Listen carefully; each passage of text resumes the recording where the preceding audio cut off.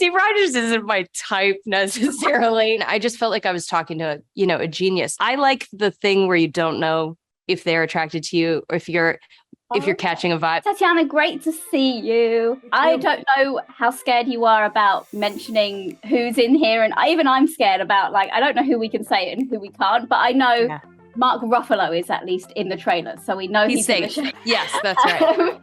How much advice did he give you about kind of entering this Marvel world and becoming Hulk? Because it is a whole new universe to anyone, I think, in Hollywood when they kind of enter Marvel's territory. Yeah, for me, Mark has always been an actor who I've deeply, deeply admired and loved his work and felt like he was just so authentic and real. And so to watch him step into a world that is so massive and still maintain that sense of his integrity of his work and his playfulness and his humility is just really that to me is such a great indicator of how you can, sort of navigate this kind of size of thing. But also he was so curious about my experience of being a Hulk, and I was curious about his, and we sort of traded stories and found that we were in a lot of ways very similar in the way that we approach things, but also had kind of vastly different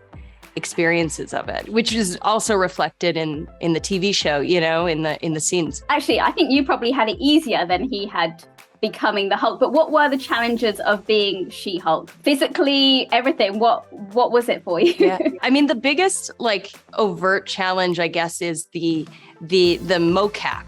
So the motion capture suit that you're wearing and the sort of sensors that are on your body and the camera in front of your face and all of these things that don't feel like I'm a 6'7" woman with gorgeous hair, very similar to yours.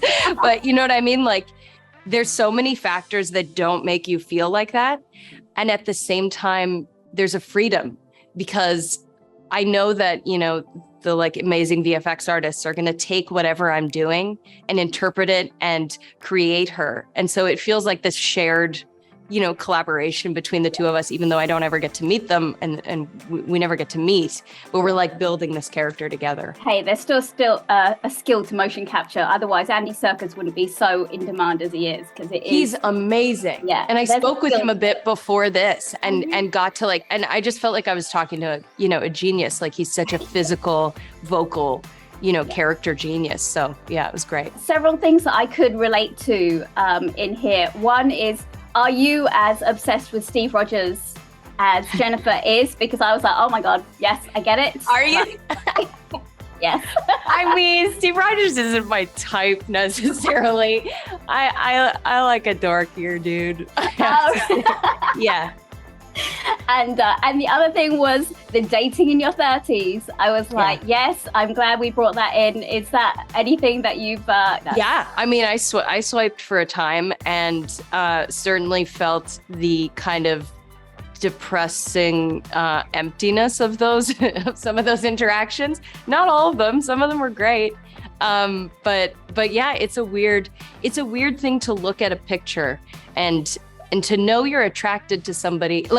I like the thing where you don't know if they're attracted to you or if you're catching a vibe. You know what I mean? That's more, instead of being we both know we're attracted to each other. Let's just do this. When I saw that in the trailer, I was well, I'm already going to want to watch this.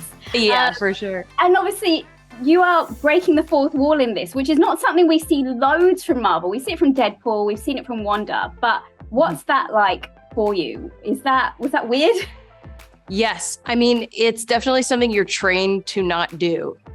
So it is an odd thing to then try to build a relationship with an audience that you don't actually see, but it's super fun. It plays into that meta element that's so great about She-Hulk that we see in the comics from since the 80s. She's always had that eye on who's watching her. And I feel in a subtle way that actually speaks to, like you're saying about how you relate to this show. There's something about that that's very relatable, I think, as a woman, to know who's watching, to know who's looking, and that's something that I think in a great way is a subtle feminist undertone that we have to that.